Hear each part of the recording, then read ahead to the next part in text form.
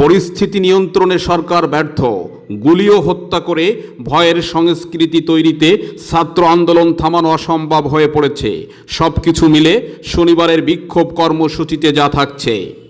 আজ শনিবার বিক্ষোভ মিছিল ও দাবি আদায় না হলে রবিবার থেকে অসহযোগ আন্দোলনের ডাক দিয়েছে বৈষম্য বিরোধী ছাত্র আন্দোলনের নেতারা।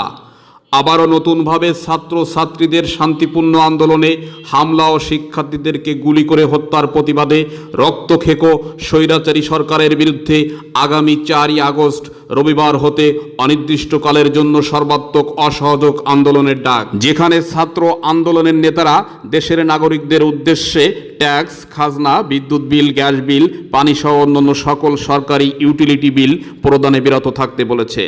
সরকারি বেসরকারি সকল ধরনের প্রতিষ্ঠান, অফিস আদালত বন্ধ রাখা সহ শিক্ষা প্রতিষ্ঠান বন্ধ রাখা, রেমিটেন্স পাঠানো থেকে বিরত থাকার আহ্বান করেছেন।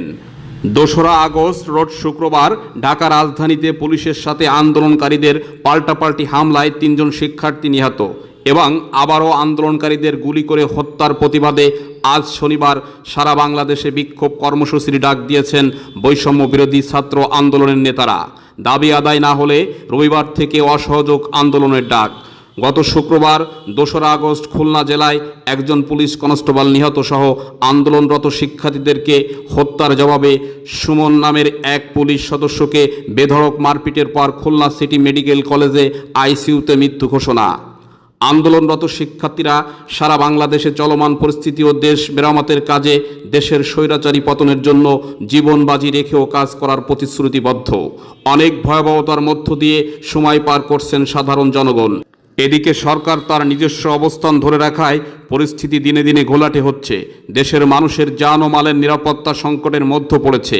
আন্দোলনকারীরা কোনো অবস্থাতেই পিছু হটতে রাজি নয়। প্রতিমন্ত্রী পলক জনগণের উদ্দেশ্যে করজোড়ে ক্ষমা চাওয়ার বিষয় সাধারণ জনগণ ও আন্দোলনকারীরা কেমনভাবে নিচ্ছে। তিনি বলেছেন, আমি আমার সকল ব্যর্থতা স্বীকার করছি এবং আমার সকল ভুল মাথা পেতে নিচ্ছি। আমার তরুণ প্রজন্মের কাছে যদি আমার কোনো ভুল ত্রুটি হয়ে থাকে, আমি করজোড়ে প্রকাশ্যে আমি ক্ষমা প্রার্থনা করছি। আমাদের বাংলাদেশের বিরাজমান পরিস্থিতির মধ্য দিয়ে প্রতিটি নাগরিক যেন ক্ষুব্ধ। তারা কোনোভাবেই ছাত্র আন্দোলনে প্রতিদিনের নির্মম হত্যা মেনে নিতে পারছে না। ওদিকে দেশের প্রতিটা অঙ্গন থেকে প্রতিবাদ প্রতিরোধ গড়ে উঠেছে। সকল স্থানে চলছে সরকার বিরোধী আন্দোলনের জোর ডাক। চলমান পরিস্থিতি কোন দিকে মোড় নিচ্ছে, কি হতে যাচ্ছে? প্রতিদিন লাশের মিছিল, স্বজন হারানোর আত্মচিৎকার, ক্রন্দনে দেশের পরিবেশ জুলুমার অত্যাচারের মহাসাগরে রূপ দিচ্ছে। একদিকে আন্দোলনকারীরা নিহত হচ্ছে, বেসামরিক লোক নিহত হচ্ছে, অন্যদিকে বাংলাদেশ পুলিশ সদস্যরা নিহত হচ্ছে শিশু, আবাল, প্রবীণ, বৃদ্ধ। এভাবে চলমান আন্দোলন চলতে থাকলে ধ্বংসযোগ্য রক্ত হত্যায় দেশের মানচিত্র মুছে দেবে। বিবেকহীনতা, পাষণ্ড, বর্বরতা, মানবাধিকার লঙ্ঘন বিশ্ব বিবেককে নাড়া দিচ্ছে। কোথায় এর সমাধান? কোথায় আছে শান্তি? কোথায় আছে প্রকৃত অর্থে দেশপ্রেমিক মানুষের মাধ্যমে দেশের নাগরিকদেরকে সর্বোচ্চ নিরাপত্তা দেওয়ার অঙ্গীকার?